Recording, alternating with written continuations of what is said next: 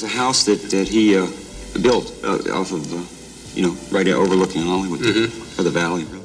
Ricky Nelson died on New Year's Eve 1985 and left behind a fortune so massive his family never had to worry again. But the full story of how that fortune survived, grew, and outlasted every threat against it is the part nobody ever tells. What his sons inherited was not just money, it was a legacy worth fighting for. There are artists who find fame and artists who are born inside of it. Ricky Nelson never experienced being unknown. He arrived in the American living room before he arrived on any stage, delivered to millions of households through a radio speaker and then a television screen before he was old enough to understand what any of it meant. Fame was not something he chased. It was the water he learned to swim in, and by the time he understood its weight, he had already been carrying it for years. Eric Hilliard Nelson came into the world on May 8, 1940, in Teaneck, New Jersey. His father, Ozzie, was a bandleader, actor, and one of the sharpest minds in American entertainment. His mother, Harriet, was a singer and actress whose warmth translated through every medium she touched. The Nelson family was not simply a show business family. They were a brand, a carefully constructed portrait of American domestic life that the public had already fallen in love with before Ricky ever sang a single note. His older brother David was part of the picture too.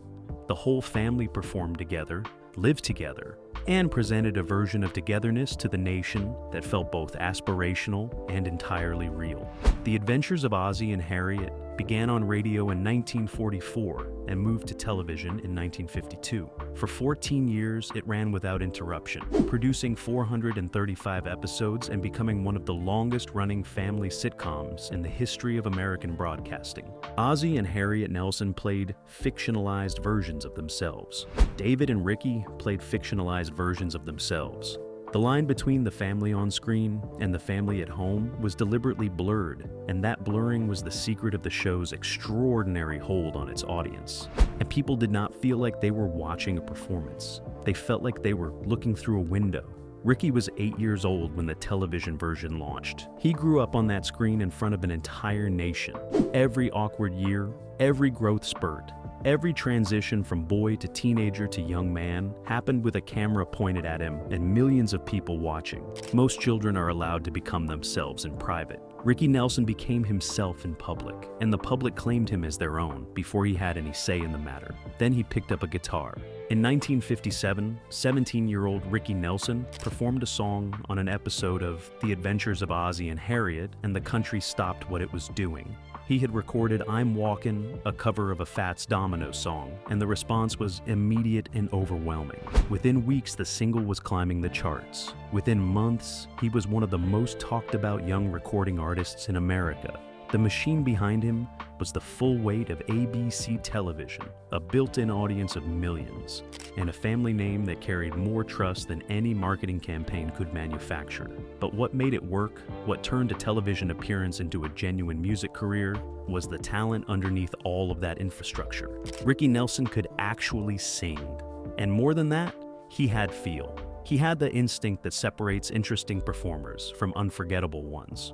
What followed over the next decade was staggering by any measure. More than 50 songs on the Billboard Hot 100 between 1957 and 1973. Poor Little Fool became the first ever #1 song on the newly created Billboard Hot 100 chart in 1958. Travelin' Man spent 2 weeks at #1 in 1961. Hello, Mary Lou, written by Gene Pitney, became one of the defining recordings of the era. A teenager's romance. Stood Up, Believe What You Say, song after song after song, each one arriving with a confidence and a tenderness that made him impossible to dismiss, even as the industry around him kept changing shape.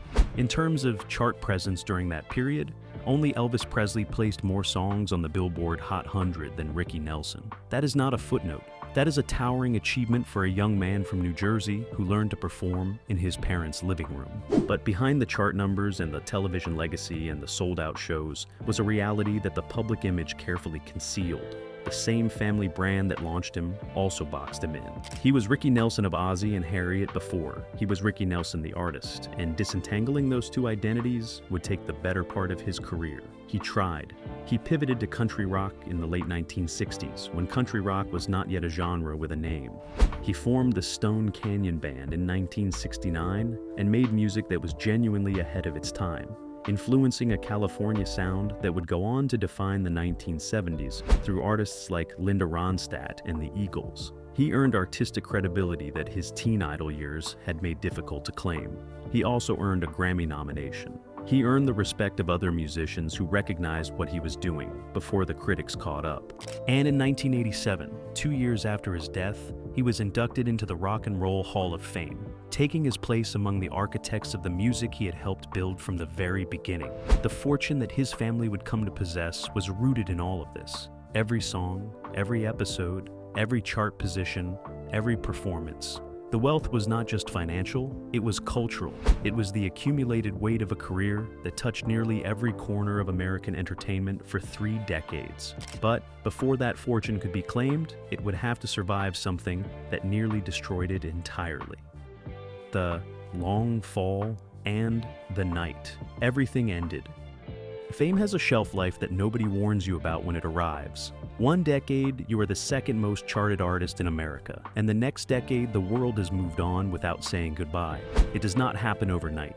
It happens the way water erodes stone, gradually and then completely, until one morning, you look at the landscape and realize the thing you built your life on has changed shape beneath your feet. That is what the 1960s did to Ricky Nelson.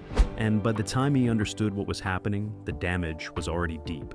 The British invasion arrived in 1964 and rearranged the entire architecture of American popular music. The Beatles landed at JFK Airport, and the world that had made Ricky Nelson a superstar began dissolving in real time. Teen idols who had dominated the charts for the better part of a decade found themselves suddenly obsolete, replaced by a sound that was rawer and hungrier and pointed in a direction nobody had anticipated. Ricky Nelson was 23 years old when it happened. He was not finished. He was not even close to finished, but the ground had shifted and he was going to have to find a new place to stand. He found it eventually in country rock. While other artists from his generation tried to chase the new British sound, or simply faded into nostalgia tours and oldies packages, Ricky Nelson did something more interesting and more honest. He went in the opposite direction.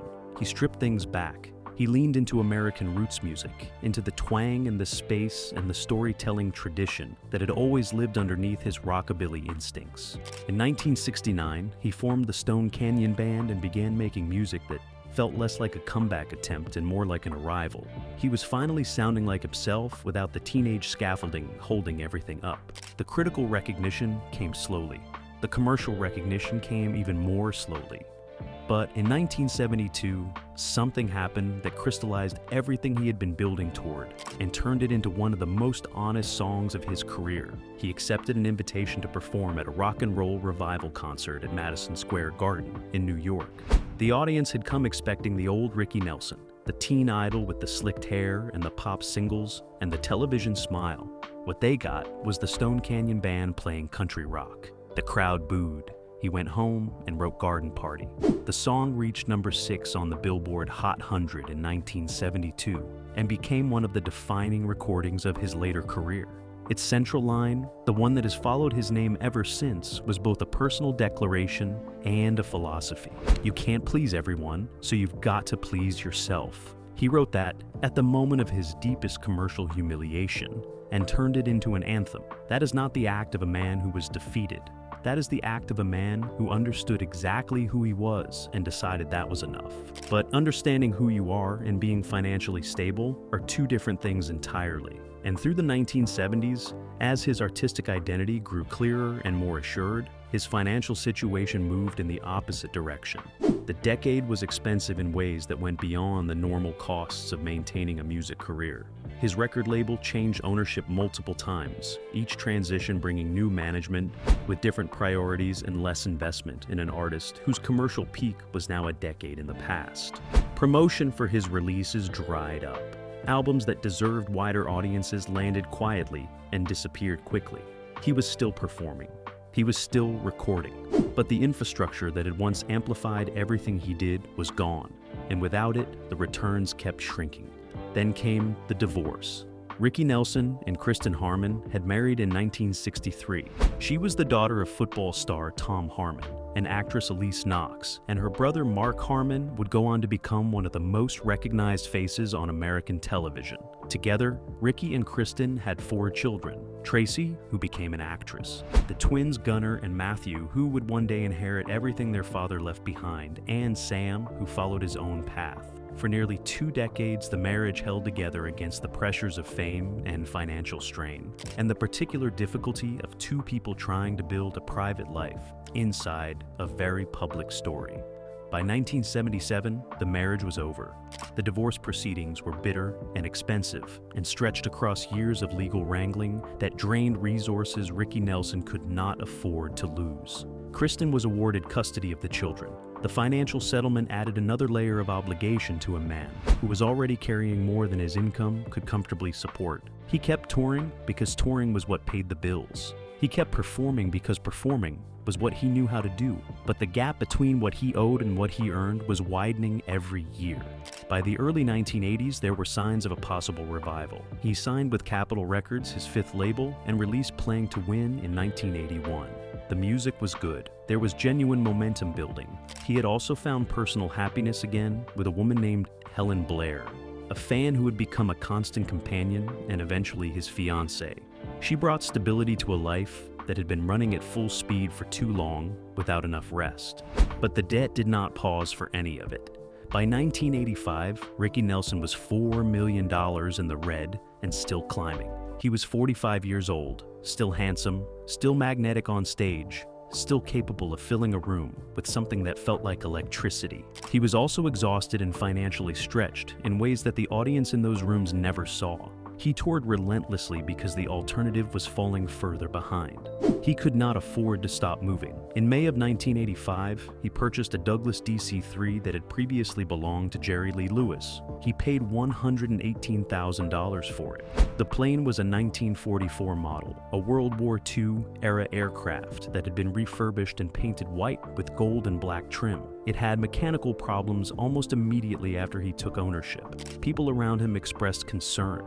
He flew in it anyway. He was afraid of flying, but more afraid of the tour bus schedule that the alternative represented. The plane was faster. The plane kept him moving. The plane was what he had. On New Year's Eve, 1985, Ricky Nelson boarded that plane in Guntersville, Alabama, bound for a New Year's Eve concert in Dallas, Texas. Somewhere over DeKalb, Texas, the cabin filled with smoke. A fire had broken out, most likely from a faulty petrol-powered cabin heater. The 2 pilots managed an emergency landing in a field. Both survived. All 7 passengers were killed. Among them were several members of the Stone Canyon Band, his sound technician, his fiancée Helen Blair, and Ricky Nelson himself. He was 45 years old. His twin sons Gunnar and Matthew were 18. They had been scheduled to be on that flight. At the last minute, their father called and told them not to come. He gave no explanation. They never found out why. 40 years later, they are still thinking about that phone call. The man was gone. The debt remained. And the clocks was already ticking. 18 years old and $4 million. In debt. There is a particular kind of grief that does not get to sit still. It arrives with a telephone ringing, and a lawyer's voice on the other end, and numbers that do not make sense, and deadlines that do not care how recently you lost someone. Gunnar and Matthew Nelson were 18 years old when their father's plane went down. They were teenagers who had not yet built anything of their own, who were still standing in the long shadow of a name that meant everything to everyone around them. And before the shock of losing him had any chance to settle, the financial reality of what he had left behind landed on top of it. $4 million in debt in 1985. No will, no estate plan, no instructions. Nothing to indicate what he had wanted done with the music, with the television archive, with the name that had been famous since before his sons were born. The estate had been sued for $2 million in a wrongful death action brought on behalf of one of the passengers who died in the crash. Creditors were circling, the clock was running, and 2 teenage boys were standing at the center of it, all trying to figure out what loyalty looked like when it cost everything. Bankruptcy was the answer every advisor in the room pointed toward. It was clean, it was legal, and it was specifically designed for situations exactly like this one. Filing would have discharged the debt and given the family a way forward without years of painful repayment. Nobody in that room would have blamed them. Nobody in any room would have blamed them. They were 18. The debt was not theirs. The decisions that created it had been made long before they had any say in anything. They said no. Gunnar would later write about it with a directness that left no room for misunderstanding. Their father had never declared bankruptcy himself, even though by the end, he probably should have. Gunnar called it pride or honor, and said the end result was the same either way. Ricky Nelson never threw in the towel, and his sons were not going to throw it in on his behalf. They looked at what bankruptcy would require them to surrender, and they made their decision. The music catalog and all 435 episodes of The Adventures of Ozzie and Harriet were not negotiable. Those two things were the heart of the legacy, and the heart of the legacy was not for sale. So they went to work. The next 10 years were not comfortable or glamorous or easy. They relied on friends, they made temporary arrangements. They took whatever was available and put it toward a debt that felt insurmountable at the start and shrank one payment at a time. In 1990, their own music career launched with a debut album that produced a #1 Billboard Hot 100 single. The success gave them resources they had not had before, and they directed those resources back toward the debt with the same stubborn consistency that had defined the decision to take it on in the first place. They were not alone in the fight. Their uncle David Nelson, Ricky's older brother, stepped in from the moment the plane went down and did not step back for 25 years. He managed the estate's legal affairs. He defended the wrongful death lawsuit. He later filed suit against Capitol Records on behalf of the estate, alleging that royalties had been underpaid for years. He worked without fanfare and without the kind of recognition his effort deserved. He died in 2011 at the age of 75, having spent the better part of 3 decades making sure his brother's name survived intact. By the mid-1990s, the debt was gone. What remained was everything they had refused to let go of: the music, the television archive, the name, the catalog that had sat quietly through a decade of financial siege and emerged on the other side still generating royalties, still carrying cultural weight, still worth far more than the debt that had threatened to erase it. The fortune was still there. They just had to survive long enough to claim it. What the silence was worth. 10 years of sacrifice have a way of clarifying what matters. When Gunnar and Matthew Nelson made the final payment on their father's debt sometime in the mid-1990s, they did not just close a financial chapter. They completed an act of devotion that most people their age would never have attempted, and many older, wiser, better resourced people would have walked away from. The debt was gone. The assets were intact. And what those assets represented, in both financial and cultural terms, was only beginning to come into focus. The music catalog.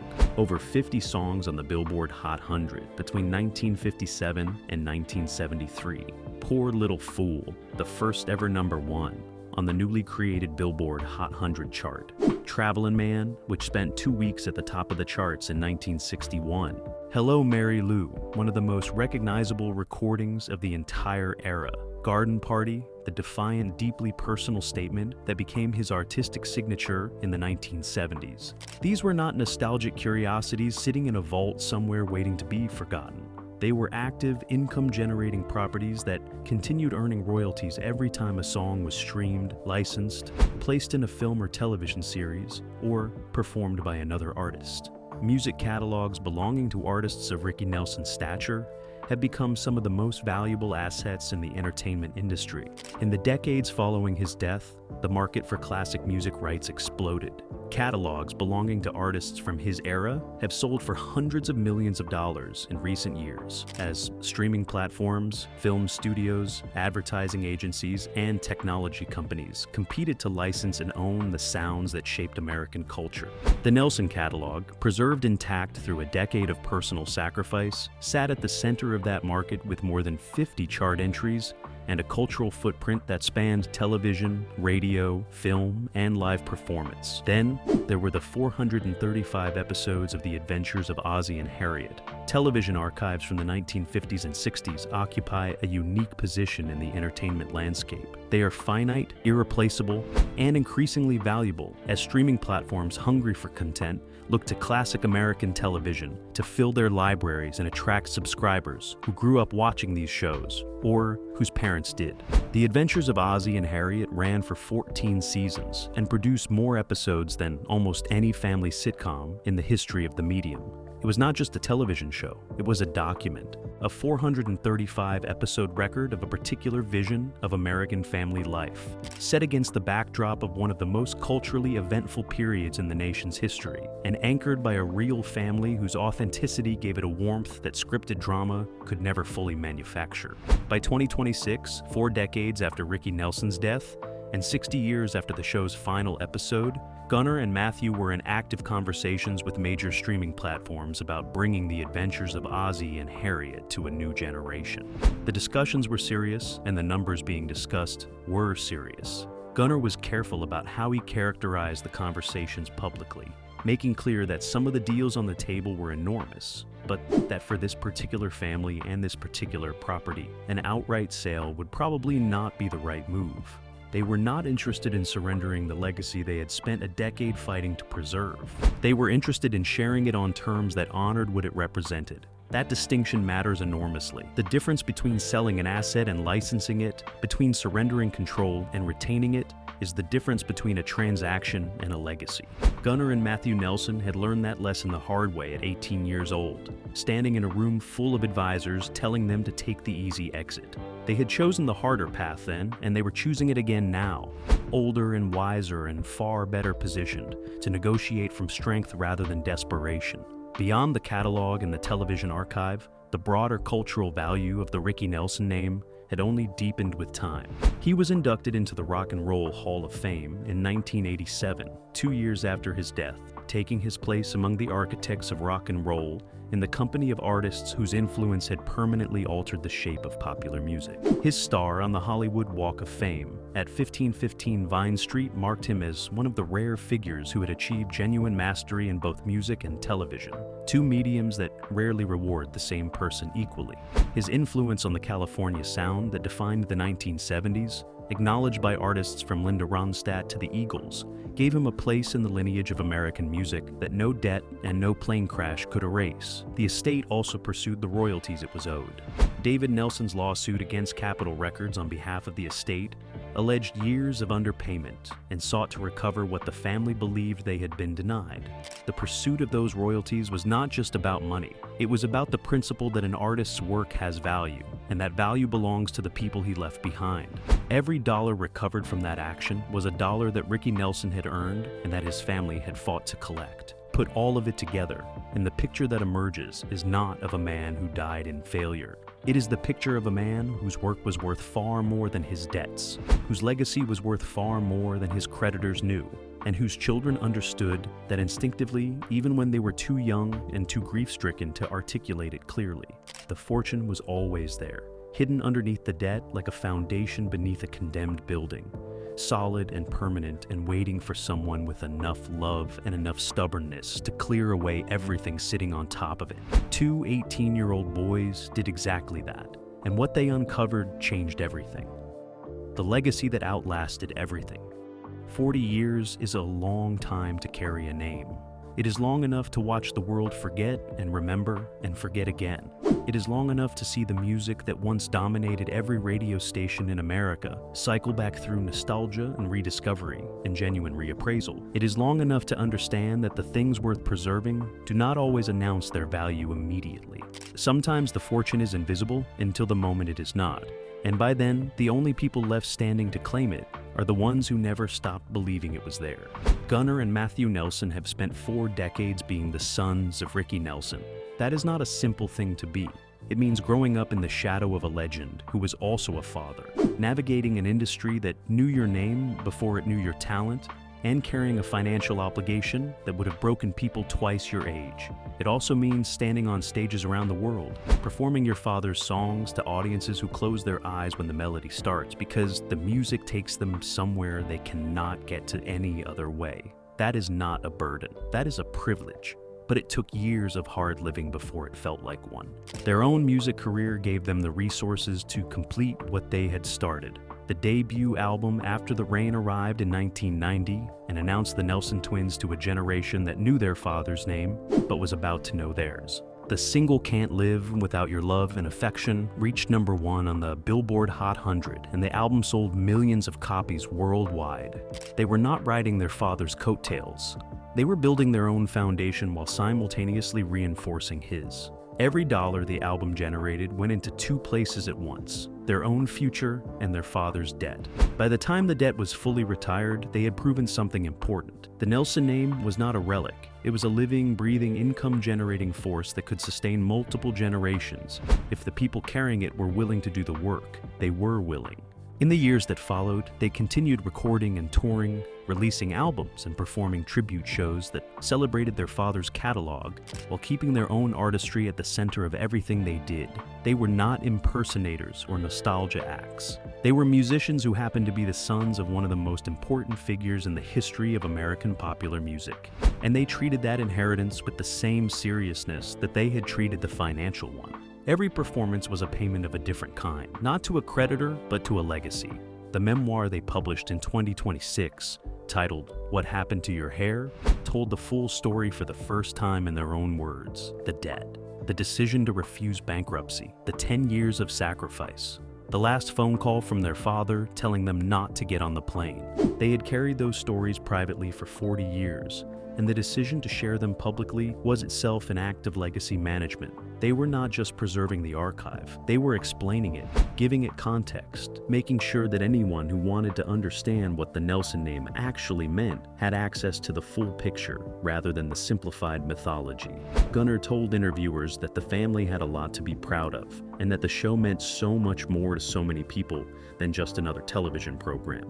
He said he was grateful to be part of a family that stood for something real in a time when everything felt disposable. Those are not the words of a man managing a brand. They are the words of a man who spent his most formative years fighting for something he believed in and came out the other side still believing in it. Think about what the full arc of this story actually represents. A man born into fame who spent 30 years building a catalog of work so durable it outlasted his debts, his divorce, his commercial decline, and his death.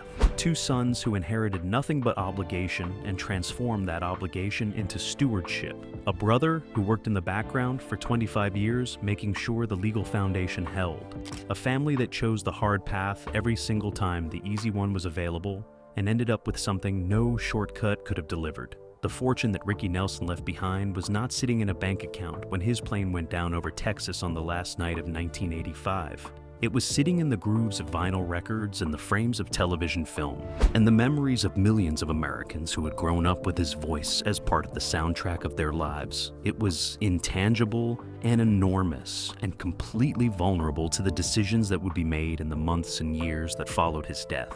His family made the right decisions, every single time. At 18 years old, with $4 million in debt and the world telling them to walk away. At 40, with streaming platforms offering enormous sums and the temptation to finally cash out. At 60, with a memoir to write and a story to tell, and 4 decades of proof that the legacy was worth every sacrifice it had demanded. Ricky Nelson did not leave his family a fortune in the conventional sense. He left them something rarer and more demanding. He left them a reason to become the kind of people who could build one. And they did exactly that, in his name, on his terms, with his music playing every step of the way. Ricky Nelson's story did not end on a runway in Texas in 1985. It continued in every payment his sons made, every episode they refused to sell, and every stage they took to keep his music alive.